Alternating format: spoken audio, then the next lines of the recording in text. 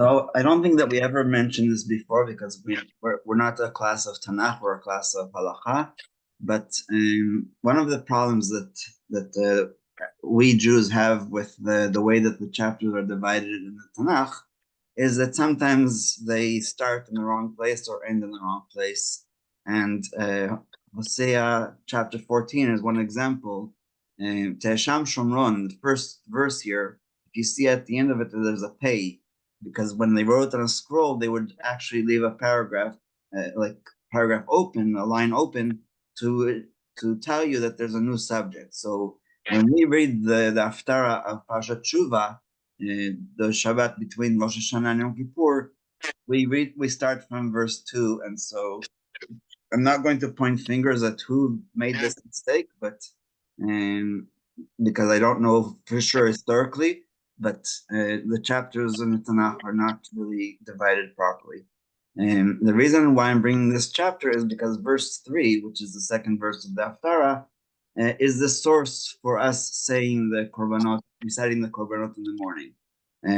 Roshea says the following: Shuva Hashem.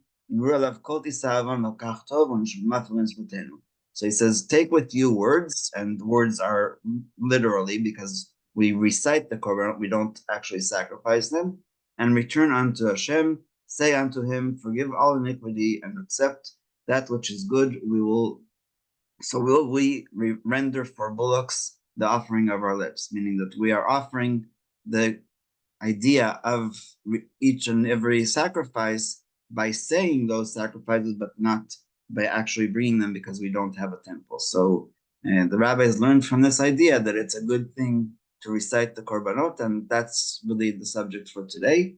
We're not going to go to the second paragraph because it's much longer, but let's try to figure out this one. So every morning before prayer, can everybody see my screen? Yes, it's fine. Very good. So every morning before prayer, we have the custom to recite the passage of Tamid offering. The Tamid is the eternal offering. Every single day, there was a morning and a late afternoon sheep that was brought. However, Chazal did not officially institute this practice, and therefore its recital is not considered to be an absolute obligation. Still, the recital of the Tamid passage is based on Chazal's words in the Talmud, as will be clarified further. Moreover, Hachamim established the time of the Shacharit prayer to correspond to the morning Tamid offering, as we said earlier in our study. Therefore, Jews have been accustomed to recite the Tamid section every day, and its recital eventually became obligatory. So basically, when we have a rule, which is Minhag Yisrael Dinhu, that when people have a custom and they do it many, many times or over generations, it becomes obligatory. And so basically the rest of the paragraph will be to explain what we are allowed to skip and what we're not allowed to, and what is the priority. Is the Tamid take priority over other things or not? Likewise, it is correct to recite the passage of the Ketoret, the incense, every day before prayer. And the Sephardim actually do it not only in the morning, they also do it in the afternoon before Mincha. For it too was brought daily. The Zohar emphasizes the great benefits from its daily recital. Hence, it is proper that even one who is in a hurry says the passage of the Tamid offering and the verses of the Ketoret. What I used to do was that if I was walking to shul, I memorized those parashas. That way, even if I got to shul late or early and they weren't going to say it, that way I already said it, and because it's not directly connected to the prayer. The remaining paragraphs and prayers printed as part of the Korbanot passages are important as well. However, the recital is not obligatory. So note 1, we don't usually do the notes, but he talks about Shulchan Aruch Harav. Rabbi Herzfeld mentioned him yesterday or the day before. Baal HaTanya, the first Lubavitcher Rebbe, wrote a Shulchan Aruch that is very, very similar to the Shulchan Aruch of the Beit Yosef, but he brought a lot of stuff from the Hasidic Minhagim, and so he says that the Tamid takes precedence over other things, but he also mentions that Ashrei, which is mentioned already in the Talmud in Brachos, what we call Ashrei, the chapter 144, 145, of Psalms is really, really important, and so it would take precedence over this. And that's basically what he explains. When someone does not have time to say the Tamid paragraph, the verses of the Ketores and all of Sukkah Zimra, okay, so that's a whole section, or actually two sections.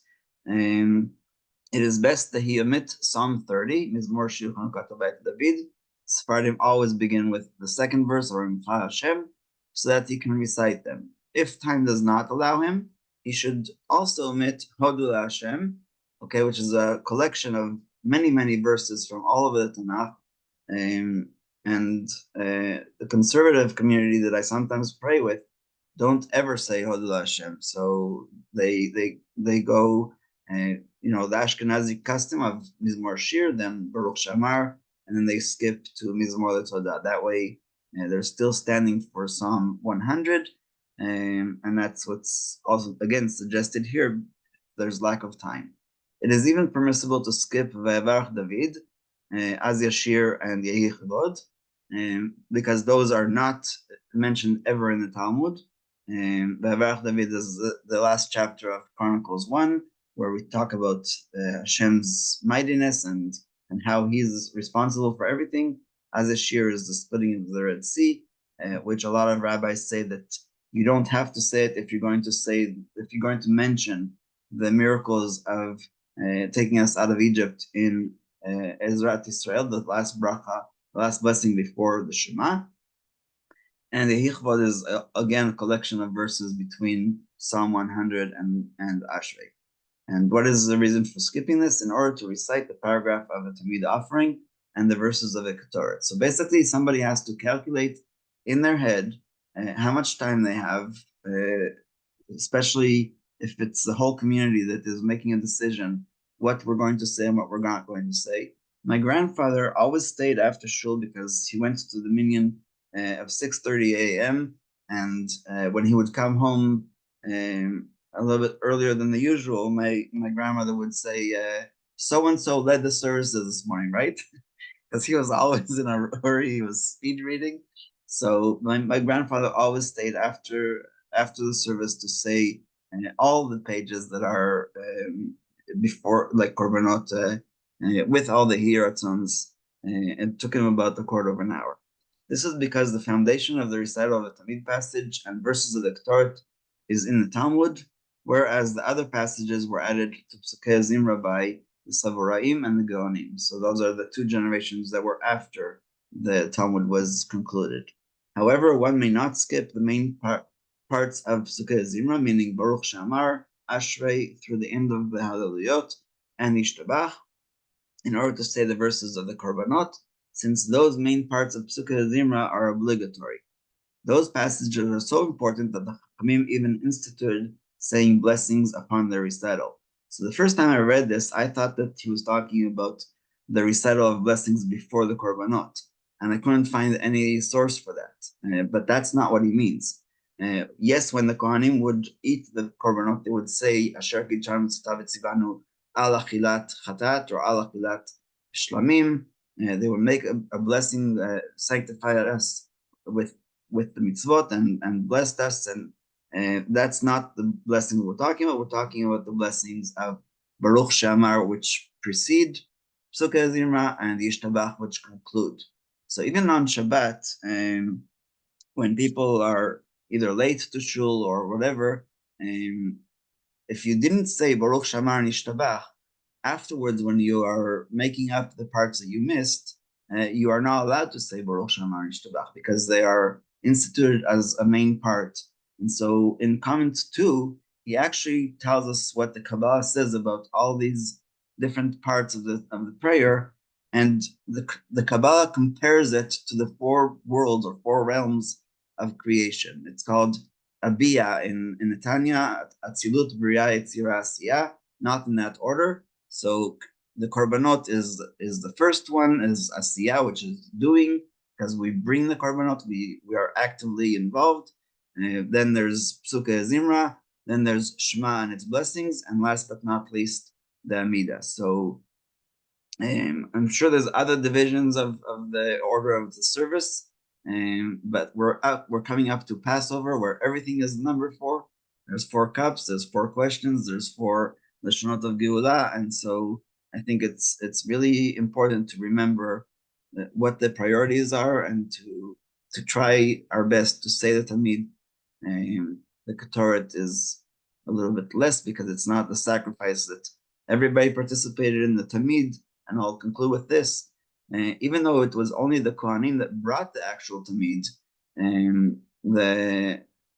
I think it was already in the time of the Second Temple, and maybe even in the First Temple, where they established what's called Ma'amadot.